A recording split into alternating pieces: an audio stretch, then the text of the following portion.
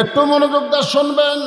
আব্দুল্লাহ বলতেছে, আমি আমার মাকে বললাম, মা আমার বাবা তাহলে কোথায় গেছে? বলে রাতের অন্ধকারে প্রতিদিন বের হয়ে যায়। বলে আপনি দরজায় দাঁড়িয়ে আছেন কেন? মা বলতেছে, আমি দরজায় দাঁড়িয়ে থেকে আল্লাহর কাছে দোয়া করি, আল্লাহ যেন তোমার বাবাকে আবার সুস্বাস্থ্যভাবে ফিরায় নিয়ে আসে। সুবহানাল্লাহ। খালি নেতার কষ্ট নয়, নেতার বইয়েরও কষ্ট। নেতা ঘুরতেছে আর বউ নাক দেখে ঘুম পাড়তেছে। আমরা বক্তারা ওয়াজ করি আর আমার বউ ডাক না দিলে উঠতে পারে না, আগেই মোবাইল করি, 2-3 বার কল বেলা ধরে না। তবে আল্লাহর কি শান, 25শে ডিসেম্বর আমার মা মারা গেছে। 23 সালে 25 ডিসেম্বর মা মারা গেছে। আমি যতদিন ওয়াজ করে মা যে ঘরে ঘুমাই, ওই ঘরে জানলা দিয়ে গেছি, খালি আমার জুতের শব্দেই মা বলে, বাবা আমি চেতন আছি। কিন্তু সেই দরদের মা বিদায় নিছে। আপনাদের যাদের মা নাই তারা বুঝতেছেন। এখন আমার মাও নাই, বাপও নাই, এই দুনিয়াতে আর দয়া করার মতন কেউ নেই। আছে যেরকম আছে, শ্বশুর আছে, টাটকা শ্বশুর আছে, শাশুড়ি আছে। বাবা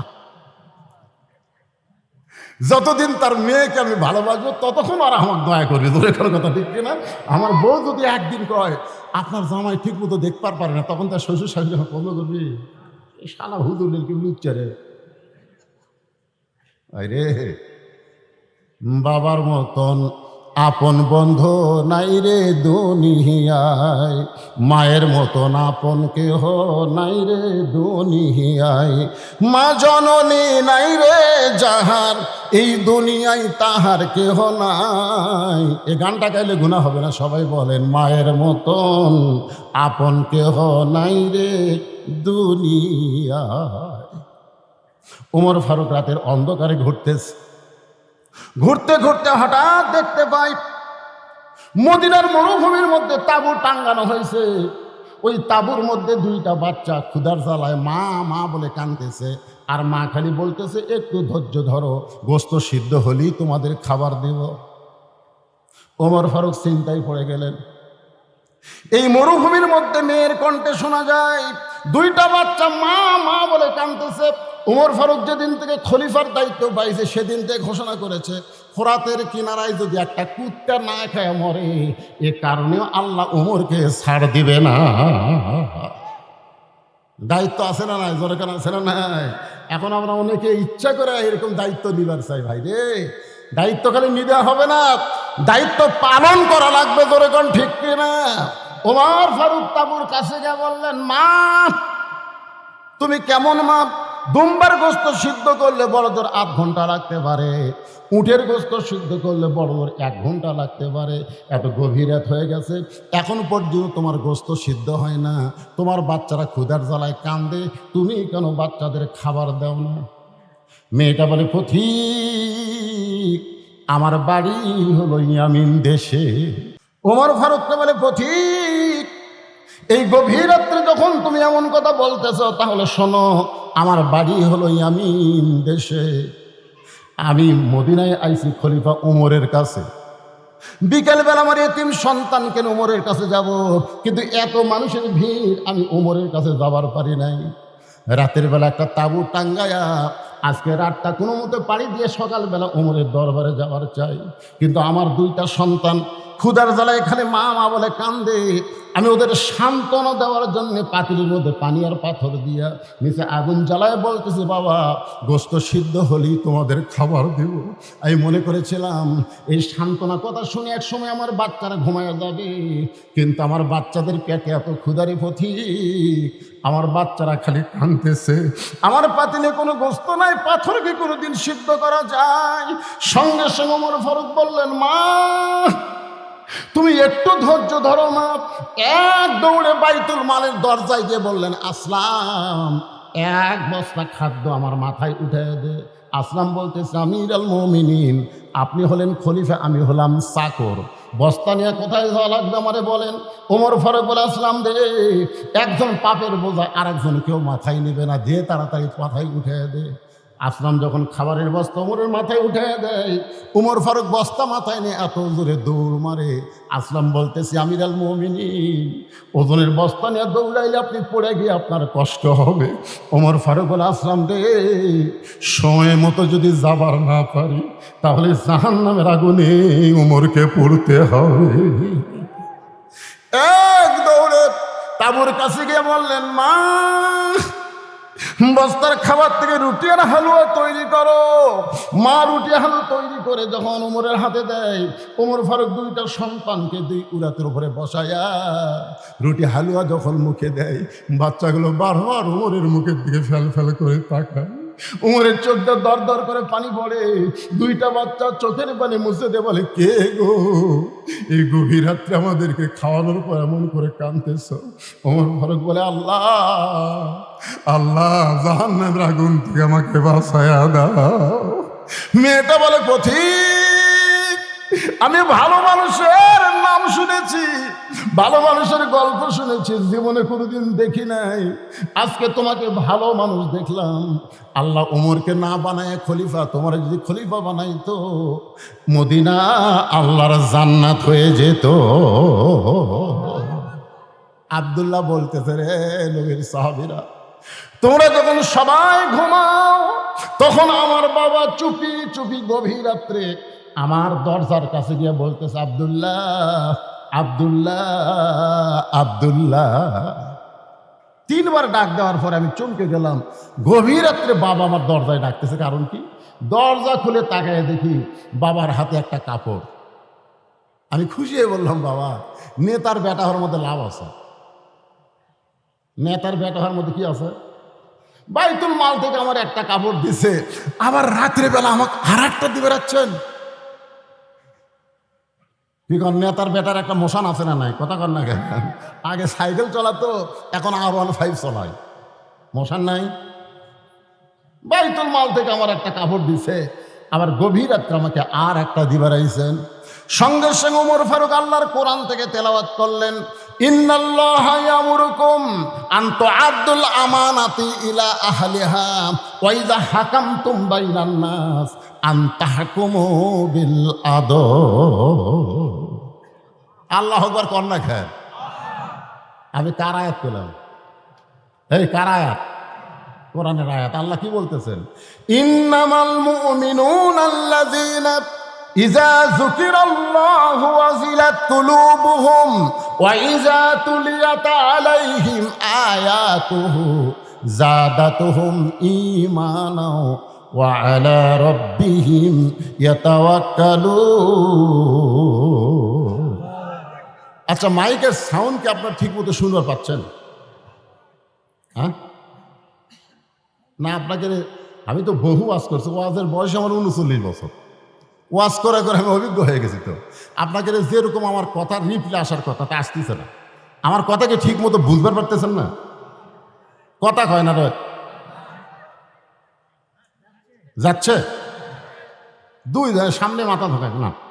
কি ভাই, বোঝা যাচ্ছে না?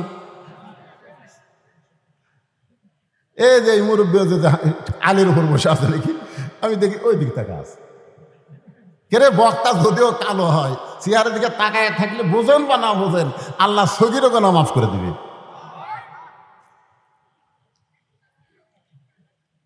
কি গুরুত্বপূর্ণ কথা আয়াত করলাম। 6 বছর ধরে আম বাগানের চাষ করছে। জ্যৈষ্ঠ মাসে দেখবার গেছে আম পাকছে কিনা, যা দেখে গাছের ডালে বসে ছোট্ট একটা বাচ্চা আম পাড়তেছে আর ব্যাগের মধ্যে তুলতেছে। বাগানের মালিক কয়, কে রে, আমি খাইনি, পরিবারের কেউ খায়নি, আর তুই আমার গাছে ছেড়ে আম পাড়তেছিস, তোর বাপ হোক যা বিচার দে মোরে। ছেলে খালি মুসকে মুসকে হাসে। বাগানের মালিক বলে, হাসিস কেন? বলে, হাসার কারণ হলো আমার বাবা কোথায় খুঁজবার যাবেন, আমার বাবাও আর এক গাছের চলিছে। দেখা দেখে আমার বাপ খালি আম পাড়ে আর বস্তা ভরায়। গাছের নিচে বসে কান্দের, বলে, আল্লাহ বিচার দিমু কার কাছে? বেটাও চোর, বাপও চোর। আজকে আমাদের বাংলাদেশের অবস্থা কি হয়ে গেছে? বিচার দিবের কার কাছে? সবাই চোর। জোরে করে কথা ঠিক কিনা? সব টাকা বিদেশে চলে যাচ্ছে, আর জিনিসপত্রের দাম দিন দিন যে হারে বাড়তিছে, কথা কলি ধরে এনে দেবি, জরিকর কথা ঠিক কিনা? বিচার দেবো কার কাছে ভাই? কান্দার কয় তোর বিচার আল্লাহ করবি রে। আল্লাহ কয় তারা তোর দুনিয়াত কি জন্য পাঠাতি রে? অন্যায়ের প্রতিবাদ করার জন্য পাঠানো হয়েছে। কুনতুম খায়রা উম্মাতান উখরিজাত লিন-নাস তা'মুরুনা বিল মারুফি ওয়া তানহাউনা আনিল মুনকার। তোমরাই হলো শ্রেষ্ঠ জাত, শ্রেষ্ঠ উম্মত, যারা হক পথে মানুষকে আদেশ করবে, দাওয়াত দিবে, আর বাতিলের বিরুদ্ধে জিহাদ করবে। জোরে কোন কথা ঠিক কথা কন না? সবই যদি আল্লাহ করে, তাহলে ফিলিস্তিনি মুসলমান বাইতুল আকসার জন্য জীবন দিচ্ছে কেন? কথা কন। মসজিদ রক্ষা করার জন্য জীবন দিচ্ছে, আর আমাদের মসজিদে বুড়া নামাজ পড়ে, ওরা আড়িয়ায় বেটা নামাজ পড়ে না, তাকে একদিন জিহাদের সুরে জোর করে নামাজের কথা পায় না। জোরে কথা ঠিক কথা কন না কেন? ওরা মসজিদ রক্ষা করবে, ইহুদি যেন দখল না করে জীবন দিচ্ছে, আর বুড়া নামাজ পড়তেছে, ওরা আড়িয়া খালি ঘুরে বেড়ায়। আর এক নামাজের কথা বলার কথা কোরআনে আছে না নাই? জোরে কোন আছে না নাই? জিহাদের সুরে বলা লাগবে। এই কি না না না, বেটাকে এরকম বলা লাগবে কি? আমি বাদ নামাজ পড়ি, তুই নামাজ পড়িস না? ফজর নামাজ থেকে যদি নামাজ না ধরিস, আমার বাড়ির তোর জায়গা হবি না। আমি কষ্ট করে কামাই করি, খালি খালি খাস, আর আইয়ার মতন ঘুরে বেড়াস। আল্লাহ নবী বলেছেন, কথা দিয়ে যদি না হয়, ওর পাশার কাপড় খুলে চাবুক মারো। শালা নামাজ পড়িস না? করছেন কোনোদিন? করছেন? যে ভারত আমাকে বাবরি মসজিদ ভাঙ্গা দিল, 400 বছরের পুরাতন মসজিদ ভাঙ্গা ওই জায়গাটা রাম মন্দির বানালো ভারত। আপনারা বলেন তো, ভারতে কি মসজিদ বানানোর মন্দির বানানোর জায়গা নেই? কতক্ষণ আসে না নাই? তাহলে বাবরি মসজিদ ভাঙ্গা ওই জায়গাতে মন্দির বানালো, তার মানে ভারত কি বুঝালো? ভারত আমাদের শত্রু না বন্ধু? জোরে কোন, শত্রু না বন্ধু? তাহলে সেই ভারতের স্টার জলসা জি বাংলা আপনার বউ দেখে, আপনার করার কিছুই নাই।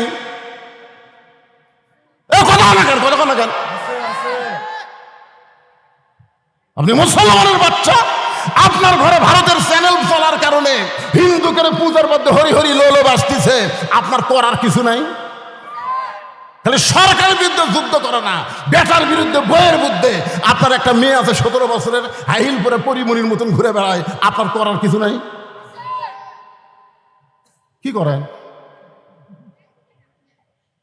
আপনার মেয়েকে কোনোদিন বলেছেন যে মা?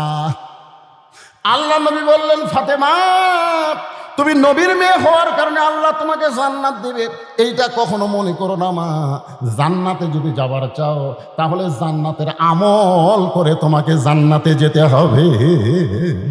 ফাতেমা বলতেছে, বাবা আমি মনে করেছিলাম আপনি আল্লাহর বিশ্ব নবী, আর আপনার মেয়ে হওয়ার কারণে আল্লাহ হয়তো আলাদা একটা কি আলাদা একটা সুযোগ। দেখেন, নবীর মেয়ে বলতেছে আপনি বিশ্ব নবী, আর আপনার মেয়ে, আল্লাহ আলাদা একটা সুযোগ দিবি না? আল্লাহ রাসূল বললেন, ফাতেমা জান্নাতে যদি যাবার চাও, জান্নাতের আমল করে জান্নাতে যেতে হবে। ফাতেমা বললেন, বাবা তাহলে জান্নাতের আমল কি? আল্লাহ রাসূল বললেন, নামাজ, রোজা, বিয়ে হলে স্বামীর কথা মতো চলা, আর সতীত্বের হেফাজত, পর্দা করা। ফাতেমা নামাজ সবসময় পড়া লাগবে না, 24 ঘন্টায় 5 বার পড়লে হবে। রোজা সবসময় করা লাগবে না, সারা বছরে 1 মাস রোজা থাকলে হবে। স্বামীর খেদমত সবসময় করা লাগবে না, বিয়ে হওয়ার পরে স্বামীর খেদমত করা লাগবে। বিয়ের আগে কোনো খেদমত নাই। জোরে কোন কথা ঠিক কি না? আর হামাকের শালাশালিগুলো পার করতে বিয়ের আগে 14 ফেব্রুয়ারি পালন করে। জোরে কোন কথা ঠিক কি না? আর সতীত্বের হেফাজত, পর্দা, ফাতেমা, এইটার কোনো সময় নাই, এটা সব সময় আমল করা লাগবে। ও ফাতেমা, তুমি যদি পর্দা নিশি হতে পারো, বাকি 3টা আমল আল্লাহ তোমার জন্য সহজ করে দিবে। তুমি যদি পর্দা নিশি হবার পরও বাকি 3টা আমল তোমার জন্য আল্লাহ সহজ করে দিবে। ফাতেমা বললেন, বাবা তাহলে এই মুহূর্তে আমি পর্দার মধ্যে ঢুকে গেলাম। আপনি বলেন তো, পর্দার মধ্যে যদি মোস্তাকের বউ থাকতো, তাহলে বাংলাদেশের কোনো সাংবাদিক কেউ ধরত? এই যে বুড়া মোস্তাক দেশে ইংলিশ বিয়ে করছে, কথা কর না কেন? একটা বুড়া মোস্তাক বিয়ে করেনি, চিংড়ি, ওই চিংড়ি যদি বোরকার মধ্যে রাখতো, সবসময় পর্দার মধ্যে রাখতো, তাহলে সাংবাদিক যেত। পর্দার মধ্যে বুড়ি না ছুড়ি কেমনি বুঝবি? তো শালা বুড়া বয়সে বিয়ে করছে, আবার বেয়া পর্দা করিলে ঘুরতেছে, ধরা খাচ্ছে। ধরে কথা কর না কার।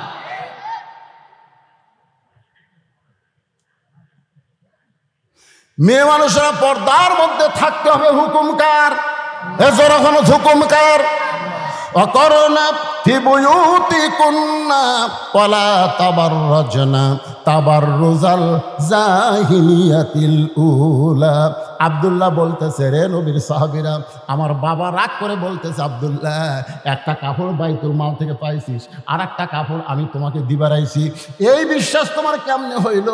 আব্দুল্লাহ বলে, বাবা, কাল গভীর রাত্রে এই কাপড় নিয়ে দাঁড়ানোর কারণ কি? ওমর ফারুক বলে, বেটা রে, এই কাপড় আমার ভাগে পড়ছে বাবা, এই কাপড় পরে আমি যদি আগামীকাল খুতবা দিই, এত ছোট কাপড় পরে খুতবা কেমনে দেব?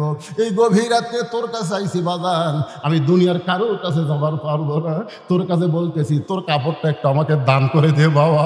তোর কাপড় আমার কাপড় একত্র করে আমি একটা লম্বা জুব্বা বানায়া সেই জুব্বা পরে খুতবা দিবার চাই। আব্দুল্লাহ বলে, আমার নতুন কাপড়টুকু আমার বাবাকে দান করার কারণে বাবার কাপড় আমার কাপড় একত্র করে বাবা লম্বা জুব্বা বানায়া খুতবা দেয়। এখন বলো, খুতবা শোনা যায় কি না যায়?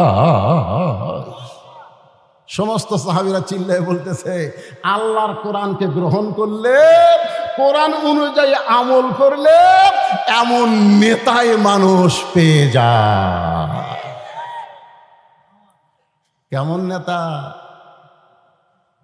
আমরা যারা ওয়াজ শুনতেছি, আমরা আল্লাহর কোরআনকে গ্রহণ করলে আল্লাহ আমাদের ভাগ্যে ভালো নেতা দিবে। কথা কন না, কথা কন না কেন?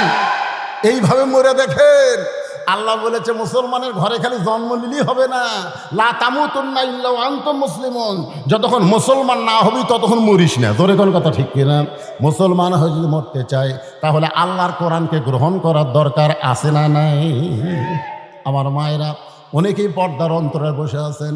আমি আমার মায়েদের জন্য সামান্য ওয়াজ করার পরে আবার ফিরে আসতেছি। আল্লাহর প্রশংসা করার কারণ হলো যে কোরআন থেকে আপনার তাফসির শুনবেন। যে আয়াতটা আপনাদের সামনে আমি তেলাওয়াত করেছি, এই আয়াতের উপরে একটু তাফসির করবো, শুনবেন না ভাই? আয়াতটা কি? যারা আলেম ওলামা তারা বুঝতেছেন। আমি আয়াতটা আর একবার পড়ি, আপনারা একটু শোনেন, শুনলেও সব আছে, আছে না নাই? ওয়াইজা কুরিয়াল কোরআন ফাসতামিউ লাহু ওয়া আনসিতু লাআল্লাকুম তুরহামুন। এমন একটা কিতাব আল্লাহ, যেটা শুনলেও সব।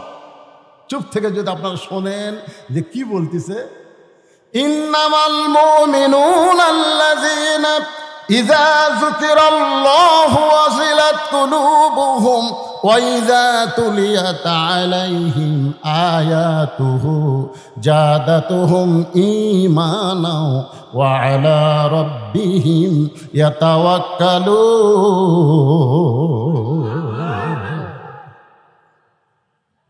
এমনভাবে ফাতেমা পর্দার মধ্যে ঢুকে গেল, এমনভাবে। আসরের নামাজ পড়ে, জোহরের নামাজ পড়ে আল্লাহ রাসূল ফাতেমার বাড়িতে গেছে। কার বাড়ি? দরজার ডাকতেছে, ফাতেমা। ফাতেমা দৌড়ে এসে দরজার টানতেছে। রাসূল বলে, ফাতেমা দরজা খুলে দাও। ফাতেমা বলে, বাবা, আমি এখন পর্দার ভিতরে নাই, মানে আমার শরীরে এমন একটা কাপড় আছে যে কাপড়টা পুরো শরীর ঢাকতে পারেনি, আমি পর্দার ভিতরে নাই, এই জন্য আপনার জন্য দরজা খোলা যাবে না।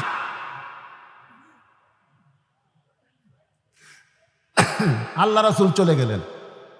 আসরের নামাজের পরে নবীর মন আর সহ্য করতেছে না, নবী আবার ফিরে আসলেন। এসে বললেন, ফাতেমা, একটু দরজা খোলো। ফাতেমা বলতেছে, বাবা, আপনার কি ধৈর্য নাই? আমার পরনে এমন একটা কাপড় আছে যে উপর দিকে ঢাক পারে গেলে নিচের দিকে বার হয়, নিচে ঢাকলে উপর ঠিক মতো ঢাকে না। এইরকম অবস্থায় বাবার জন্যও দরজা খুলতে আমি শরম পাই। সঙ্গে সঙ্গে আল্লাহর নবী এক টানে গায়ের চাদর খুলে বললেন, ফাতেমা, জানলার কাছে আয়। ফাতেমা যখন জানলার কাছে নবী চাদরটা দিয়ে বললেন, মা এই চাদরটা দিয়ে তোর শরীর ঢাইকা তোর বাবার জন্য দরজা খুলে দে। ফাতেমা বাবার জন্য দরজা খুলে দিল। নবী তাকায় দেখে ফাতেমা এমন একটা ঘোমটা টানছে, ফাতেমার মুখটা পর্যন্ত দেখা যায় না। রাসূল বললেন, ফাতেমা কয়েকজন ব্যক্তির কাছে পর্দা করা লাগবে না, তার মধ্যে একটা হলো তোমার বাবা। এইভাবে মুখ ঢেকে আছো, তোমার মুখটাও যে আমি দেখতে পাই না। ফাতেমা বলতেছে, বাবা আমার মুখটা দেখলে আপনার বড় কষ্ট হবে, বাবা আপনি আমার মুখটা দেখেন না। রাসূল বলে, মা তোর মুখটা না দেখলে শান্তি পাইনি, একটু দেখতে চাই। সঙ্গে সঙ্গে ফাতেমা যখন ঘোমটা একটু টান দেয়, রাসূল তাকায় দেখে ফাতেমার চোখের নিচে কালিমা পড়ে গেছে। আল্লাহ নবী বলে, ফাতেমা তোর চোখের তলে মনে হয় তুই সুরমা দিয়েছিস মা।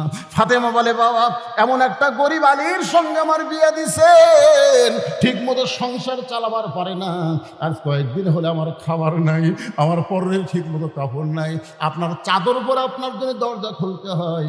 রাসূল বললেন, ফাতেমা বাল তুসিরুনাল হায়াতাদ দুনিয়া ওয়াল আখিরাতু খায়রু ওয়া আবকা। এই তুচ্ছ দুনিয়ার মোহে পাগল হইও না, তুমি এইভাবে কষ্ট করে স্বামীর সংসার করো পর্দার ভিতরে, আল্লাহ তোমার জন্য আখিরাত সুন্দর করে সাজায়া দিবে। 33 বার সুবহানাল্লাহ, 33 বার আলহামদুলিল্লাহ, 34 বার আল্লাহু আকবার আমল করো। দুনিয়া বেশি দিনের জন্য না, দুনিয়া ছাড়াই লাগবে। জোরে কোন কথা ঠিক কি না? আপনারা বলেন তো, ফাতেমা কি বেশি দিন দুনিয়াতে ছিলেন? খুব বেশি দিন ছিলেন না। আল্লাহ রাসূল দুনিয়া থেকে বিদায় নেওয়ার মাত্র 6 মাস। মাত্র কয় মাস? হ্যাঁ।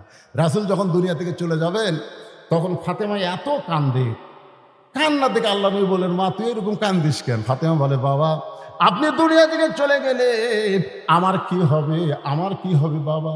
আল্লাহ রাসূল বলেন, তোর কানটা আমার মুখের কাছে দে। যেই কানটা মুখের কাছে দেয়, রাসূল বলেন, ফাতেমা আমি দুনিয়া থেকে বিদায় নেওয়ার পর সর্বপ্রথম আমার আত্মীয়র ভিতরে, আপনজনের ভিতরে তোর সঙ্গী আমার দেখা হবে। ফাতেমার সেই হাসি। মা আয়েশা খালি বারবার বলে যে, আল্লাহর নবী আপনাকে কি বললো? আপনি যে কান্দা কান্দিছিলেন কি বললো? এইটা শোনার পর আপনি হাসলেন। ফাতেমা বললেন, গোপন কথা, এটা আপনাকে বলা যাবে না। রাসূল দুনিয়া থেকে যাওয়ার 6 মাস পরে গভীর রাত্রে ফাতেমা হযরত আলীকে বুকের মধ্যে নিয়ে বলে, স্বামী গো, আল্লাহ পাক আমার দোয়া কবুল করছে। সুবহানাল্লাহ বলেন। তা আলী বলতেছে, দোয়া যদি কবুল করে তো কান্দো কেন? আপনারা বলেন তো, দোয়া কবুল হওয়া কি কান্দা না খুশি? কথা কন, খুশি না কান্দা? আলী বলতেছে, ফাতেমা কি দোয়া আল্লাহ কবুল করছে?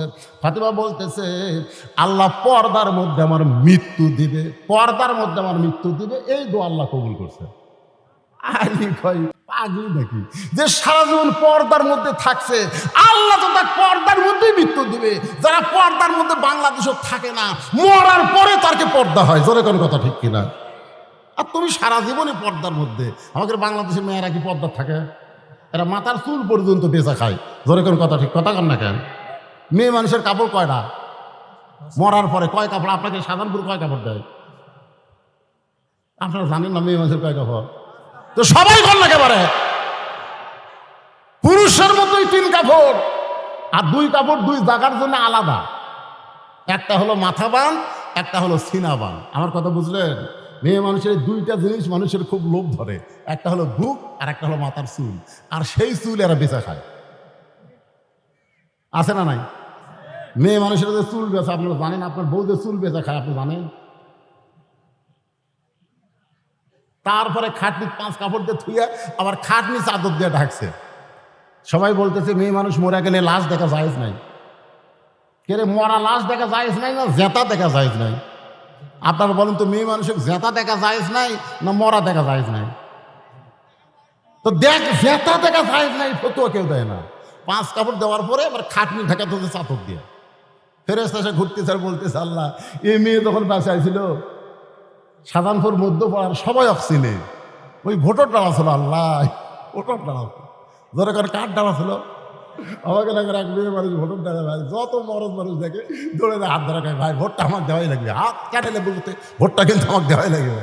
আমি মেয়ে মানুষ দেখাই দিকে এলে প্রেম যায়, সেরকম আমি তোর জোরে যাচ্ছি, তো আমাকে ধরবি মারছি তো যাক স্বামী কইলাম, কে রে ভাই, তোমার বউ যদি মরে তুমি কয় কাপড় দিবা? তাই হুজুর আমার বউ ভোটরটা আছে, আপনি মরার কথা বলতেছেন। আরে পাগলা, একদিন তো মরবি, কি কোন একদিন মরবি না? তো মরে গেলে কয় কাপড় দিবা? তো মেয়ে মানুষকে সবাই 5 কাপড় দেয়, আমার বউকে 5 কাপড় দেবো। আমি গেলে 5 কাপড় মরার পরে দিবে। এখন যে জাত তার হাত ধরতেছে আর ভোট চাচ্ছে, 5 কাপড়কে 5 কোটি কাপড় দিলেও তোর কাম হবি না। কথা কর না কেন ভাই, কথা কর। ফেরেশতারা বলতেছে আল্লাহ 5 কাপড় দিয়ে আবার লাশটাও চাদর দিয়ে ঢাকা রাখছে। এই মেয়েটা সবাই চিনে, প্রত্যেক বাড়ির সবাই চিনে। মরার পরে এমন পর্দা করার কারণ কি? আল্লাহ বলতেছে ওই দেশের নাম বাংলাদেশ রে, ওই দেশের মেয়েরা বাঁচলে না মানলেও মরার পরে পর্দা করে রে। আপনারা বলেন তো, মেয়ে মানুষ মরার পরে পর্দা না জীবিত অবস্থায় পর্দা? আমার মায়েরা যারা ওয়াজ শুনতেছেন, মা মরার পরে 5 কাপড়কে 50 কাপড় দেওয়া কাম হবে না, যেত অবস্থায় যদি পর্দা না করেন। আর এই পর্দাটা করা লাগবে কখন? দাদি না লাতনি? আমাকে এলাকাত কোনটা বেশি করে? দাদি না করে না বেশি? দাদি কয় মরা লাগবি ভাই, মরা লাগবি ভাই। মানে বুড়ি হাসে দিতে বোরকা গাও, একটা বুড়াও পর্যন্ত বুড়ির দিকে তাকে না, আর সেই বুড়ি বোরকা গাও দিয়েছে। একটা যুবতীর দিকে কিন্তু একটা বুড়াও সুযোগ পেলে তাকায়। তাকায় না ভাই, তাকায় না? তাকায়, বুড়াও তাকায়। কারণ যুবতী সবার চোখতি পড়ে। 50 বছর আমের কাছে গোড়ার বেড়া দিচ্ছে। কে ভাই বেড়া কেন দিচ্ছেন? গরু ছাগল যদি খায় ভাই, সতর্ক থাকা ভালো। আপনারা বলেন তো, 50 বছর আমের গাছের দিকে গরু ছাগল ঘৃণা করে তাকাবি, আর সেরাত মারতেছে বেড়া। সবাই বলতে বেড়া যদি দিবার চাচ্ছে, লক লকা পাতা বাড়াছে ওর গাছ গাও বেড়াতে যা। আমি বলতেছি বুড়ি দাদি নানির জন্য বোরকা পরা লাগবে না, যুবতীর জন্য বোরকা পরা লাগবে। জোরে কোন কথা ঠিক না? আজকে আমার মায়ের একটু মনোযোগ দিয়ে শুনবেন। আলী বলে ফাতেমা, আল্লাহ তোমার দোয়া কবুল করেছে, তাহলে কান্দার কারণ কি? ফাতেমা বলে স্বামী গো, কান্দার কারণ হলো আজকে গভীর রাত্রে ফাতেমার মৃত্যু হবে। যেই কইছে গভীর রাত্রে ফাতেমার মৃত্যু হবে, গাছের গোড়া কাটলে গাছটা যেমন ঠাস করে পড়ে যায়, হযরত আলী তেমনি পড়ে গেলেন ঘরের মাজায়। মা ফাতেমা মুচকি মুচকি হাসতেছে, স্বামীর এরকম পড়া দেখে বউটা মুচকি মুচকি হাসতেছে। আপনারা বলেন তো, গভীর রাত্রে কে মারা যাবে, আলী না ফাতেমা? কথা কয় না, কে মারা যাবে? তাহলে হাসতেছে কে? ফাতেমা। আর কাঁদতেছে কে? আলী। কান্না থেকে ফাতেমা মুচকি মুচকি হেসে বলে, আমি জানি আপনি হলেন পৃথিবীর সবচাইতে বড় আলেম, আমি জানি আপনি হলেন পৃথিবীর সবচাইতে বড় বীর। জাত সাকারাতুল মাউত হাক্কুন, যত সত্য আছে তার মধ্যে একটা সত্য হলো মরা লাগবেই। জোরে কোন কথা ঠিক কিনা? আপনি যত সত্য আছে, সব সত্য কিন্তু হিন্দুরা বিশ্বাস করে না, সব সত্য কিন্তু খ্রিস্টানরা বিশ্বাস করে না, কিন্তু হিন্দু বৌদ্ধ খ্রিস্টান ইহুদি সবাই বিশ্বাস করে মরা লাগবেই। কিন্তু আমাদের বাংলাদেশের কতগুলা বিশ্বাস কর না। তাহলে চাষটালে গল্প করতেছে, হুমুকের ফাঁসি হলো, হুমুকের ফাঁসি হলো। লব উল্টে খায়, কে রে শয়তান, তোর যে মৃত্যু হবি রে, ফাঁসির তারিখ আছে রে শয়তান, মরার কোনো তারিখ নাই। ধরো কথা কর না কেন, কথা কর না কেন? অপরের ফাঁসি নিয়ে চিন্তা করো, তোমার মরা নিয়ে তুমি একবারও চিন্তা করো না। আলীর কান্না থেকে ফাতেমা হাসতেছে আর বলতেছে, আমি জানি আপনি হলেন পৃথিবীর সবচাইতে বড় আলেম। আপনারা বলেন তো, আল্লাহর নবী যখন, তখন শিক্ষামন্ত্রীর নাম কি? হযরত আলী। আজকে এটা ক্লিয়ার হয়ে যায়। নবী যখন রাষ্ট্রপতি মদিনার ছিলেন, ওই সময় শিক্ষামন্ত্রীর নাম কি? তোর এখন না কেন, শিক্ষামন্ত্রীর নাম কি? হযরত আবু বকর যখন মদিনার খলিফা হলেন, ওই সময় শিক্ষামন্ত্রী হযরত আলী। হযরত উমর যখন মদিনার খলিফা, ওই সময় শিক্ষামন্ত্রী হযরত আলী। জোরে কোন সুবহানাল্লাহ।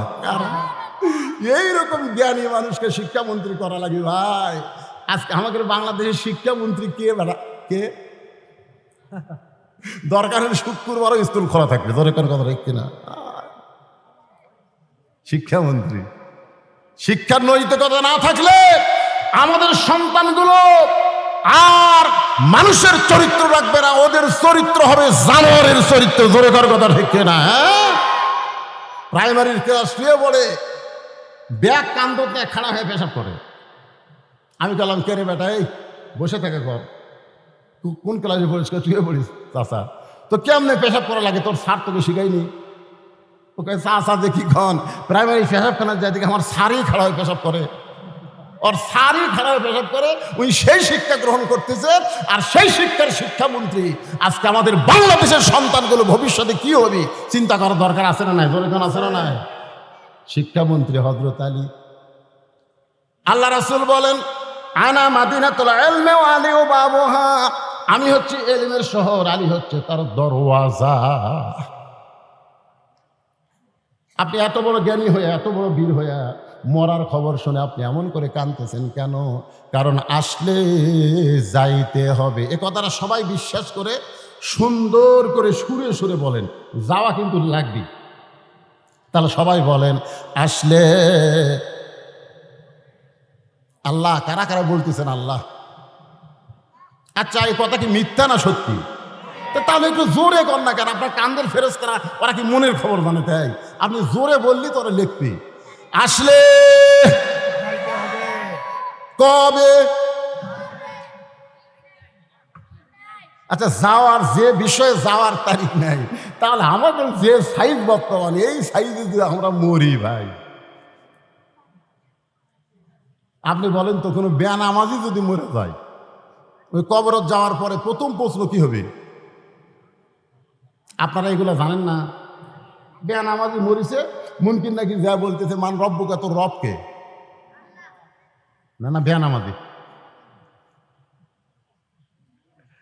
বেনামাজি যা পিটন খাবি ভাই। আর নামাজি যখন কবরে যাবে, মুনকির নাকির যখন বলবে মান রব্বুকা, তোমার রবকে, ওই যাক প্রশ্ন করতেছে আল্লাহ, তার চোখে ঘুম দিয়ে তুই ওই ঘুমের থেকে চেতনি পাবি না। মুনকির নাকির প্রশ্ন করতেছে মান রব্বুকা, তোমার রবকে, এমন সময় নামাজ খাড়া হয়ে বলবে এই মুনকির নাকির, এই দুনিয়ার কষ্ট জীবন শেষ করে কবরে একটু আরামের ঘুম পাড়তেছে, কিসের প্রশ্ন রে? তো কই ভাই আপনি কে? এটা আরামে লাশ ঘুম পাড়তেছে, আপনি কে ভাই? আমি নামাজ। নামাজ মান রব্বুকা প্রশ্ন করতেছিস, এই সারা জীবন কয় ওয়াক্ত নামাজ পড়ছে হিসাব দে। মুরগি নাকির আমার কাছে তো ক্যালকুলেটর নাই, তো ক্যালকুলেটর নাই তো মান রব্বুকা প্রশ্ন করিস। যতবার মসজিদের মধ্যে ঢুকছে নামাজের নিয়ত করে এই লোকটা বলছে আলহামদুলিল্লাহি রব্বিল আলামিন। যখনই রুকুত গেছে সকলে বলছে সুবহান রাব্বিয়াল আযীম, সেই দাগ দিয়ে বলছে সুবহান রাব্বিয়াল আলা। তো দুনিয়াতে এতবার রব রব করে কবরত কেবল ঘুমাইছে, আর আবার রব। মুরগি নাকির কয় আল্লাহ, তোমার বান্দাকে মান রব্বুকে প্রশ্ন করার পরে নামাজ যে গর্ম আছে, আল্লাহকে যে নামাজ যে কবরে আইছে তার সব উত্তর হয়ে গেছে। জোরে করে সুবহানাল্লাহ, জোরে করে সুবহানাল্লাহ। আর যারা বেনামাজে মরতেছেন, কি মন খারাপ করতেছেন? মসজিদের উন্নয়ন মানে খালি মসজিদ, হাই রে কি করে ফেলা দিতে রে, কলজা শান্তি রে, 201 গম্বুজ মসজিদ রে। আমার এলাকার ছেলেরা হাইস মাইক্রো ভাড়া করে দেখবার গেছিল টাঙ্গাইলের গোপালপুরে। আশা করি হুজুর দেখছেন আপনি সেই মসজিদ? হুজুর আমরা ছাদের উপরে গম্বুজ গুনছি হুজুর, 201টা। হায় হায়, মসজিদ দেখে কলজা শান্তি হুজুর। বারবার যখন এই কথা বলতেন বললাম ভাই তোরা গেছিল কয়টায়? সকাল 11টায়। ওখান থেকে মসজিদ থেকে ফেরত আসি কয়টায়? বিকাল 3টায়। তার মধ্যে যে একটা নামাজ গেল জোহরের, সে নামাজের খবর কি? তখন কয় হুজুর আমরা তো দেখবার গেছি হুজুর। জুতের বাড়ি মারা দরকার, জোরে করে কথা ঠিক কেরা। আপনার কোন তো মসজিদ দেখার জন্য সরকার বানাচ্ছে?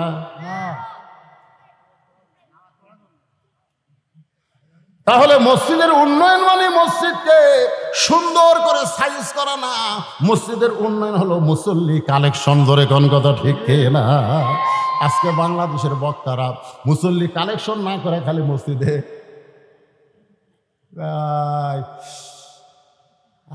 এসি করা লাগতেছে হুজুর, ফ্যান দেওয়ার হচ্ছে না। কি করা লাগতেছে?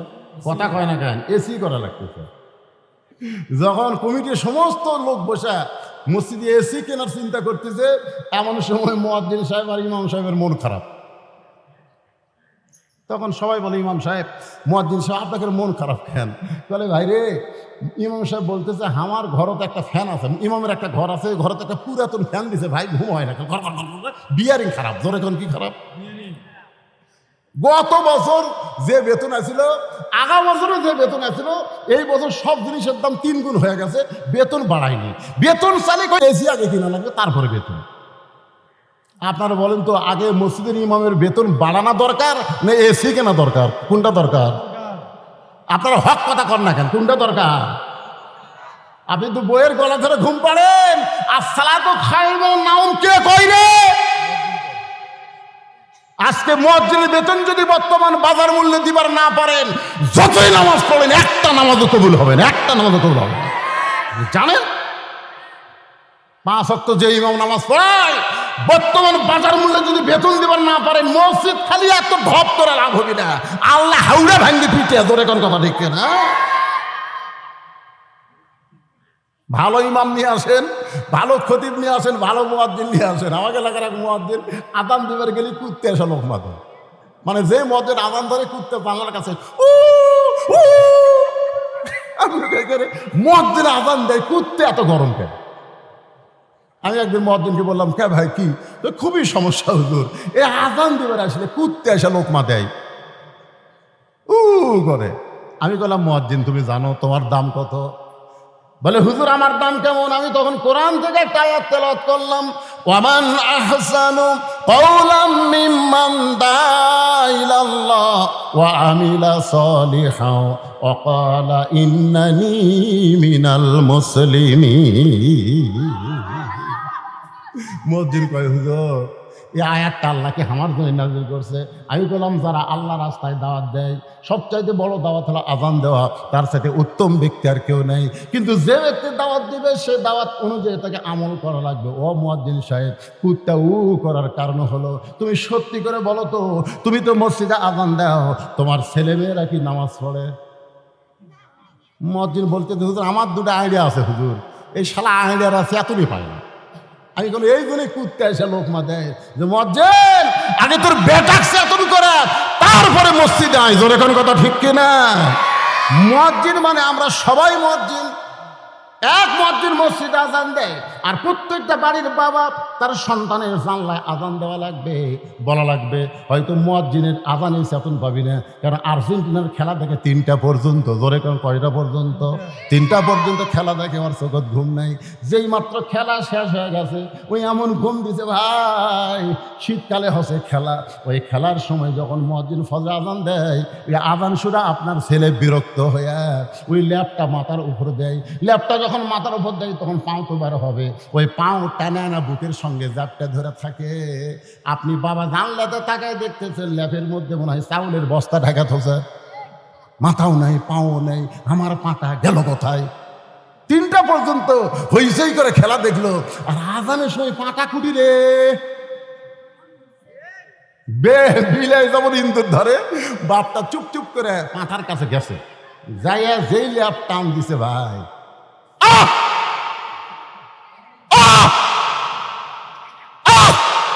বেটা চিল্লা খাবা। আপনি নামাজ পড়া বাদ দেয় আমার ঘরে ঢুকে করতেছেন কেন? করার কারণ হলো তোর সাইজ আর সকালবেলা সাইড থেকে কুত্তার সাইজ একই সাইজ রে, তুই ওর বেটারা কুত্তের রে।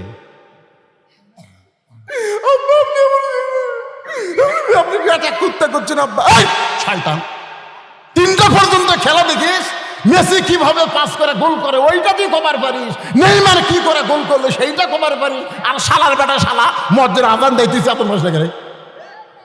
ওঠ ওঠ চল, এই এই সুটটা গুলো বেশি পাগলা হয়ে গেল। ভালো করে শোন,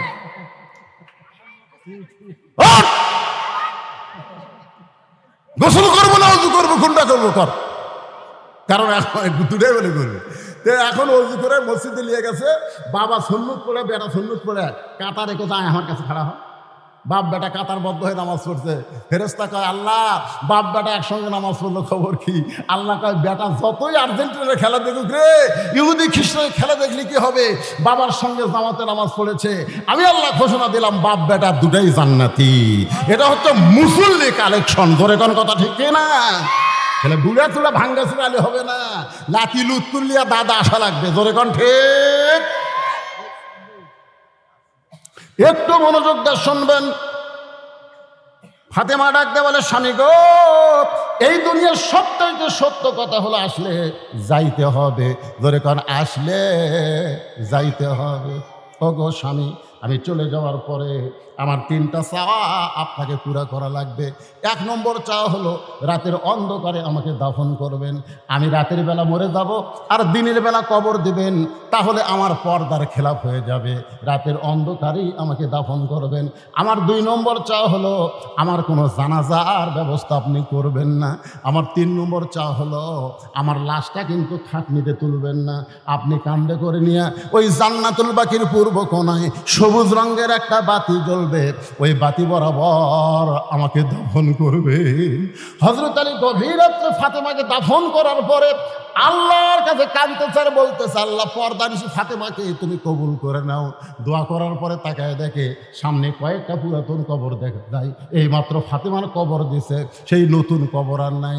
গোটা জান্নাতুল বাকি হযরত আলী দৌড়ায় বলে, এখনই কবর দিলাম ফাতেমার, সেই কবরটা গেল কোন জায়গায়?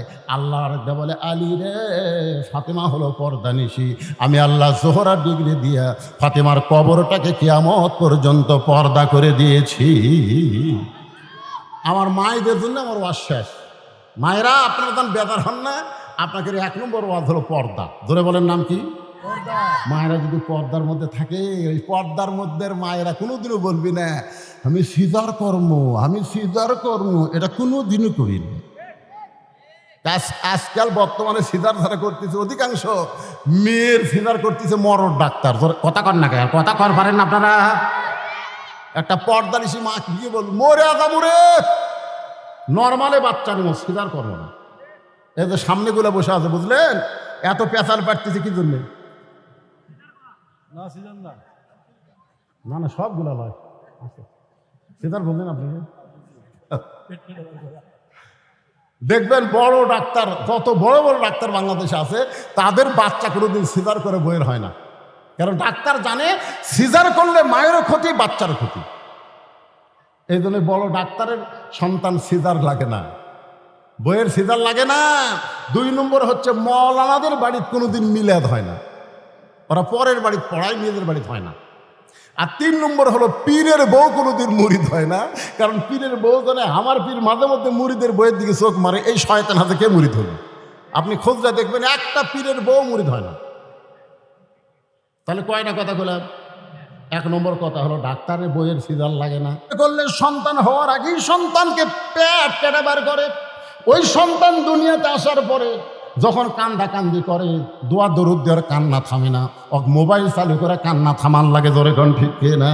ওই খাবার বসে খায় না, মোবাইল চালু করে দিলে তারপরে খায়। এরা হলো সিজার করা। ধরে কোন কি করা? এই সিজার করবে না পর্দানিশী মা। আমার মায়েরা যারা পর্দায় আছেন গো, নরমালে বাচ্চা নেবেন, কি বলবো প্রসবের কথা, মা বিনে সেই ব্যথা কেউ তো বুঝিবে না মাজন, ঠিকিয়া সন্তানের দায় অকালে মা মারা যায়, কেন সে মায়ের ভক্তি করবা না। এখন চলে আসি আমরা যে আয়াতে কারিমা তেলাওয়াত করলাম।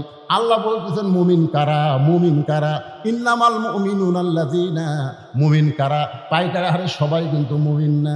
মুমিনদের বৈশিষ্ট্যের মধ্যে 1 নম্বর বৈশিষ্ট্য হলো ইজা যুকিরাল্লাহু ওয়াজিলাত কুলুবুহুম, যখন তারা আল্লাহর জিকির, ভাই এই কোরআনের আয়াতে তাফসীর শুরু হয়ে গেছে, যখন তারা আল্লাহর জিকির করবে, এই জিকির করার কারণে তাদের অন্তরের মধ্যে তড়পড়ানি শুরু হবে। বর্তমানে জিকির করলে শরীর কাঁপে না অন্তর কাঁপে? আপনাকে এলাকার জাকের বাটি নাই? এখানে আল্লাহ কি বলতেছেন? ওয়াজিলাত কুলুবুহুম, এমন একটা জিকির আল্লাহর কোরআন, যেই জিকিরে অন্তরের মধ্যে প্রশান্তি হয়, অন্তরের মধ্যে তড়পড়ানি হয়। আর এখন বাংলাদেশের জাকের বাটি জিকির করতেছে, আমার দয়াল বাবার দরবারেতে কেউ ফিরে না খালি হাতে, মারতেছে না, মনে হয় ইয়া টানতেছে। আয় হায়, আবার 2-1টা পীর সাহেবের এলাকা ইয়া দেখলাম জিকির করতে করতে মুড়ি দৌড়ে যায়, পীরক পাড়ে ফেলে দেয়। খালি ন্যাংগটি পড়া না থাকলে পীর ন্যাংটা হয়ে যেত। তোর এখন কথা ঠিক কিনা? হায় হায়, আবার 2-1টা দিকে জিকিরের ঠেলা ভাইরে এরকম খুঁটি বয়ে বয়ে সামিয়ানার উপর চলে যাচ্ছে। আয় হায়, আল্লাহ বলতেছেন ইজা যুকিরাল্লাহু ওয়াজিলাত কুলুবুহুম, কোরআন এমন একটা জিকির যেই জিকিরের কারণে তোমার অন্তরে প্রশান্তি তরপড়ানো শুরু হবে। তুমি নিয়ত করবে এই দুনিয়াতে যদি চলি বলি একমাত্র কোরআন অনুযায়ী চলবো, দরকার হয় কোরআনের আইন কোরআনের দল করতে গেলে মরণ হয়ে গেলে মরে যাব, তারপরেও আল্লাহর কোরআন ছাড়বো। আজকে সেই নিয়ত আছে। আল্লাহ রাসূল বলেছেন মান সাআলাল্লাহু তাআলা, এই হাদিসটা ভালো করে শুনেন, মান সাআলাল্লাহু তাআলা আশ-শাহাদাতা বিসিদকিন বাল্লাগাহুল্লাহু মানাজিলাশ শুহাদা ওয়া মাতা আলা ফিরাশিহি, রাওয়াহুল বুখারী কিতাবুল মাগাজি। এই কোরআনের দল কোরআনের আন্দোলন করে আর নিয়ত করে বাংলাদেশে কোনো একদিন কোরআনের আইন দিয়ে চলবে, এই নিয়তে ইসলামী আন্দোলন করে। তাদের নিয়ত আছে আজ না হোক আগামীকালে একদিন না একদিন বাংলাদেশে কলেমার পতাকা পথ পথ করে উড়বে। এই নিয়তে তারা দল করে কার? আল্লাহ বলতেছে ওই মাতা আলা ফিরাশিহি, সে যদি নিজের বিছনায়ও মরে যায়, বাল্লাগাহুল্লাহু মানাজিলাশ শুহাদা, এই কোরআনের আন্দোলন করার কারণে হাসরের ময়দানে আল্লাহ তাদেরকে শহীদদের কাতারে দাঁড় করায় দিবে। ওয়াইযা তুলিয়াত আলাইহিম আয়াতুহু যাদাতুহুম ঈমানান, এই কোরআনের আলোচনা শুনলে তাদের ঈমান বেড়ে যাবে। তাদের ঈমানটা বলবে আমরা দুনিয়াতে থাকার জন্য আসি নাই, যাওয়ার জন্যে। ভাই শোনেন, আমি বেশি রাত করবো না তো, গরমের দিন তাড়াতাড়ি শেষ করবো, একটু মনোযোগ দিয়ে শেষ কথাগুলো যদি না শুনতে বুঝতে পারবেন না। আপনারা বলেন তো, যেখানে থাকতে পারবো না সেটার দিকে আমাকে নজর বেশি, না যেখানে যাওয়া লাগবে সেদিকে আমাকে নজর বেশি? নজর বেশি। আপনি খেলে এরকম একজন বলে কি দেখতে তোর ভাই, 5 তলার ভিত দিছি রে, 3 তলা হচ্ছে ভাই, 4 তলার জন্য রড বার করে থুছি। এইদিকে হয়ে দেখলে এই কান্দের ফেরেস্তা ব্যবহার হয়, আর এই দিকে হয়ে দেখলে এই ব্যবহার হয়। ঠিক আছে রে, কি দেখিস রে, আমাকে লাগতেছে রে, ঠাসি লাগতেছে রে, কে রে ঘাড় কাজ করে ওপর দিকে কি দেখিস রে পাগলা, ওপর দিকে না দেখা নিচের দিকে তাকা দেখি, নিচের দিকে নিচের দিকে। আপনার বলেন তো, বাংলাদেশের দোতলা কোনোদিন কবর দেখছেন? দোতলা কবর না কেন? দোতলা কবর পৃথিবীতে আছে। আমি শ্রেষ্ঠ 2টা গোরস্থানে বারবার গেছি, একটা হলো জান্নাতুল বাকি, একটা জান্নাতুল মাওয়া, যেখানে প্রতিদিন মানুষ মারা যাচ্ছে, দাফন হচ্ছে, তারপরেও 2 তলা 3 তলা 4 তলা করেনি। তাহলে যেখানে যাওয়ার পরে 50,000 বছর কমপক্ষে থাকা লাগবে, সেটাই 1 তলা রে, তাও 9 তলা। আর আমরা 9 তলা গ্যারেজ করছি, 9 তলা গ্যারেজ। তুই কোন তলা থাকিস? 5 তলা। 1.5 লাখ টাকার খাট, 12,000 টাকার কম্বল, পৌষ মাসে ওড়ে তামানে দিয়ে খায়। আমার বাড়ি, আমার ঘর, আমাকে নামাইকে। কান্দের ফেরেস্তা বলতেছে আল্লাহ, বলা লাগবে আল্লাহুম্মা বিইসমিকা আমুতু ওয়া আহইয়া। আমুতু আহইয়া না কই কি করলো, তা আমার বাড়ি ঘর, আমাকে নামাইকে। আল্লাহ কাছে ঠিক আছে থাক। রাত 3টার সময় একটা ভূমিকম্প, ধরে কোন কি কম্প, 40 সেকেন্ডের ভাইরে, 40 সেকেন্ড।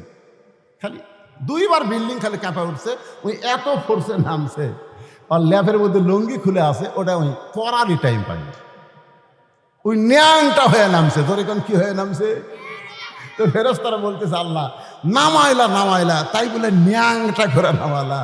আল্লাহ কয় জনগণ যখন নামাবার পারবি না, আমার নামান হলো ন্যাংটা করে। জোরে কর কথা, ঠিক কথা কর না কেন?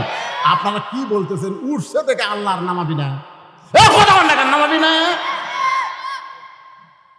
তো ইজ্জুমান তাসা অত জিল্লুমান তাসা। তুমি সিঁড়ি বয়ে আনা উঠতে পারো না, লিফট দিয়ে উঠো। তুমি 20 তলা যাওয়ার 40 তলা যাও, তোমাকে নামতে হবে। জোরে কোন কথা ঠিক না? তুমি 3 তলা বানাও, আর 4 তলা বানাও, আর 7 তলা বানাও, তোমাকে কবরে যাওয়া লাগবেই। জোরে কোন কথা ঠিক না? এই সত্য কথা বিশ্বাস আমরা করতে পারি না। যদি ওই কথা বিশ্বাস করি যে আসলে যাইতে হবে, যে কোনো সময় যাওয়া লাগবে, তাহলে আমাদের চাল চরিত্র ওই কাফের বেঈমানদের মতো হতো না, আমাদের চাল চরিত্র হলো মুসলমানের মতো। জোরে কোন কথা ঠিক না? যাদাতুহুম ঈমানা ওয়া আলা রাব্বিহিম ইয়াতাওয়াক্কালুন। সর্ব অবস্থায় আমরা একমাত্র ভরসা করব কার উপর? বৃষ্টি হলেই যে ঝড় হবে তাই? বৃষ্টি হলে ঝড় হবে? আপনারা বলেন তো, এর আগে কোনোদিন বৈশাখ মাসে বৃষ্টির জন্য এত দোয়া হচ্ছে? কথা কন না কেন ভাই? আমি তো আমার 39 বছরে ওয়াজের বয়সে দেখিনি যে বৃষ্টির জন্য প্রত্যেক জেলায় জেলায় নামাজ। তারপরে যখন বৃষ্টি হচ্ছিল না, তখন আমাকে বেদন করছিল, হুজুর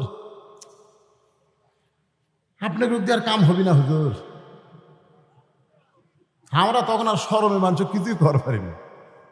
গুনগুন করে আমি আরবি দিয়ে বৃষ্টির দোয়া করি। শোনেন, এই যে নামাজ হচ্ছে, দোয়া হচ্ছে দেখে এইবার বৈশাখ মাসে যে বৃষ্টিটা হলো আপনাকে এলাকার, আপনারা বলেন তো বৃষ্টি হচ্ছে না ঝড় হচ্ছে? কথা কন না কেন? কোনো ঝড় আছে? এরা দোয়া কবুলের লক্ষণ রে পাগলারা।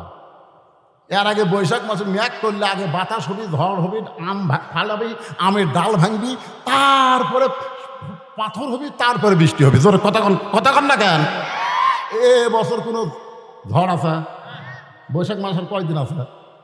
আমি মনে করেন সেদিন মহাস্থানে যে কামটা হলো, বুঝলেন, ওই বৈশাখের আমি সেই রাত্রে ওয়াজ করি, আল্লাহ আজকের রাত তো মহাস্থানে সেই কাম হচ্ছে, আমি সিরাজগঞ্জে ওয়াজ করতেছি। আল্লাহ দেখ, আল্লাহ আল্লাহ তুমি গজব দেখ না আল্লাহ। হাই হাই শুনলাম কয়েক মন বলে গাঁজা খাসি রে। সুলতান বলকি মহীশ্বর পরশুরামের বিরুদ্ধে যুদ্ধ করে আল্লাহর দিন প্রতিষ্ঠা করলো, আর মহীশ্বরের পাটাগুলা যায় এখন কি করতেছে? গাঁজা খায়, গাঁজা খায়। আল্লাহ তারপর আমাদেরকে ঝড় দেয়নি, আমাদেরকে কোনো গজব দেয়নি। আজকে শুকরিয়া তান আল্লাহর ঘর মসজিদে আপনাদের কাছে রুমাল যাবে, ব্যাগ যাবে। শুকরিয়া তান যে কোনো বিপদ আপদ মুসিবত আল্লাহ দেয় না। সদকা তো তারুদ্দুল বালা, দান সদকা করলে আল্লাহ বালা মুসিবতকে দূর করে দেয়। এই জন্য আপনাদের কাছে রুমাল এবং ব্যাগ যাবে। মন খুশি করে যার যা ইচ্ছা আল্লাহর ঘরে আপনারা দান করবেন। রাজি আছেন? আপনাদের কাছে ব্যাগ গেলে, রুমাল গেলে কারা কারা একটা টাকাও দিবেন না? আছে কেন? সবাই দিবেন? মাশাআল্লাহ। তাহলে ব্যাগ পার্টিরা তোমরা ভিতরে যাও, আর এখানে 1000, 2000, 5000, 10,000 কেউ যতক্ষণ ব্যাগ আদায় করতে সময় লাগবে ঠিক ওই সময় পর্যন্ত আমি টেবিল আদায় করব। আর আপনারা যারা উঠবেন না 10 টাকা, 20 টাকা, 50, 100 দিবেন। আপনার কাছে ব্যাগ যাবে, ইনশাল্লাহ আপনারা দিয়ে দিবেন আল্লাহর রাস্তায়। ব্যাগ আলার ভাইদেরকে বলতেছি আর দেরি করো না, ভিতরে নেমে যাও। আর আপনাদের মধ্যে কেউ যদি থাকে মসজিদ কমিটির সভাপতি, সেক্রেটারি, কেশিয়ার সদস্য, তারা যদি কয় না হুজুর আমরা ব্যাগের মধ্যে আসলে তারকে দান ব্যাগের মধ্যে মানাবেও না, আমি তাদেরকে তেজের উপরে ডাকতেছি। বেশি বিরক্ত করা যাবে না, কারণ দীর্ঘ সময় এখন বাঁচতেছে 12:10।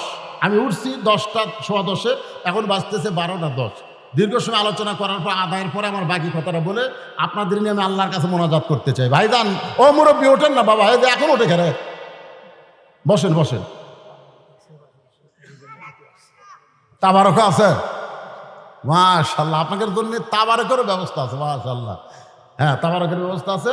এই ব্যাগ পার্টির নামে না কেন? এই কামটা তো তাড়াতাড়ি করা লাগবে। নামছে?